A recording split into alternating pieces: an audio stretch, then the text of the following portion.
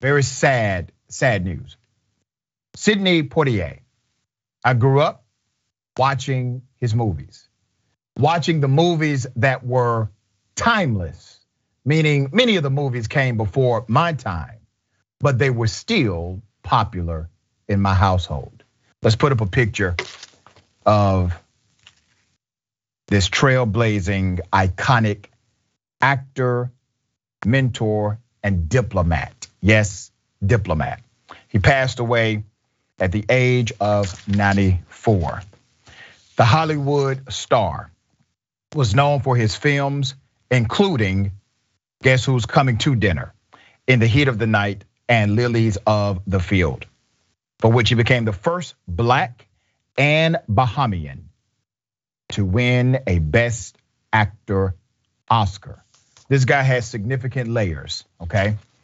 Let me talk about one layer that sometimes in stories like this, when we highlight individuals who were trailblazers, especially those in acting, what Sidney Poitier did for people like me is he gave me a visual. It showed me a positive image of a Black male in cinema during a time when those images of positive Black characters were very difficult to see. The news was announced by the Bahamian Minister of Foreign Affairs, Fred Mitchell, prompting tributes from the world of entertainment. Mr. Poitier worked as a dishwasher until he landed a place at the American Negro Theater School of Drama. Mr. Poitier scored his first lead film in 1955, Blackboard Jungle.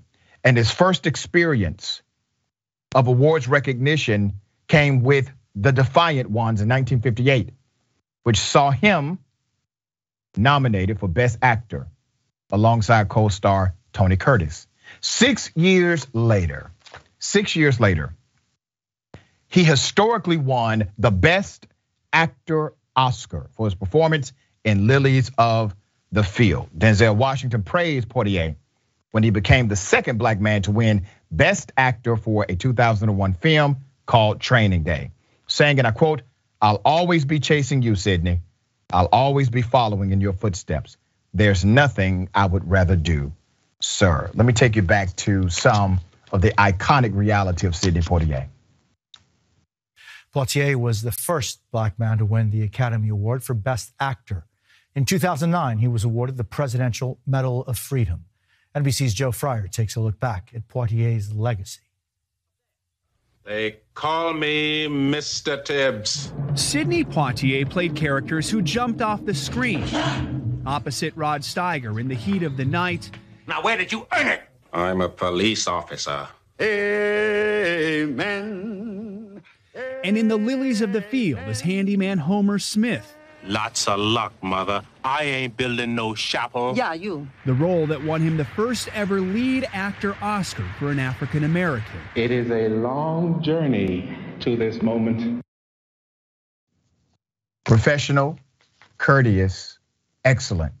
He represents what we call in the culture Black excellence to the fullest. In 1967, Sidney Poitier starred in 3 films that addressed the issue of race relations. He was bold enough to take these jobs in acting. To Sir with Love, Guess Who's Coming to Dinner, and In the Heat of the Night. In the 1980s, he directed numerous films. So not only was he a star actor, but also director. His most success came with Richard Pryor and Gene Wilder. It was a comedy called Stir Crazy. The actor also served as a diplomat, yes, an actual appointed diplomat in 1997. He was named ambassador of the Bahamas to Japan. He remained in that position until 2007. He lived a full life, 94 years of age. His legacy continues to impact the acting world, not only in America, but beyond. He will be missed. Rest in power to Sidney Poitier. To my dear friend, David, I know you're well aware of the great legacy of this man.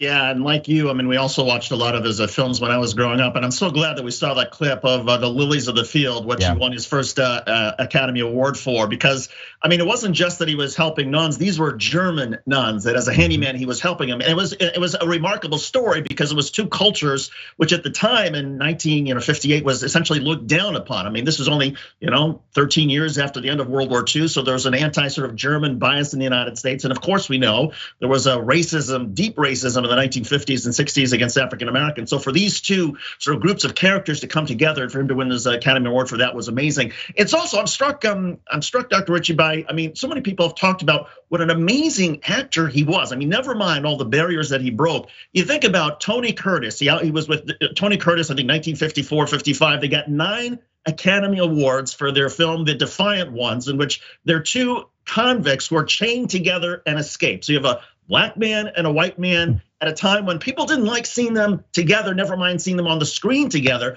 I mean, they were both terrific actors. And I think it just goes to show that, as we celebrate all of the barriers that he broke, I think it's also worth remembering, as you've pointed out, he was an artist. He was one of the great artists of our time. He was one of the great artists of the 1950s, 60s, 70s, even as a director. And for that reason, and we mourn him on so many multiple levels. Very well said, very well said.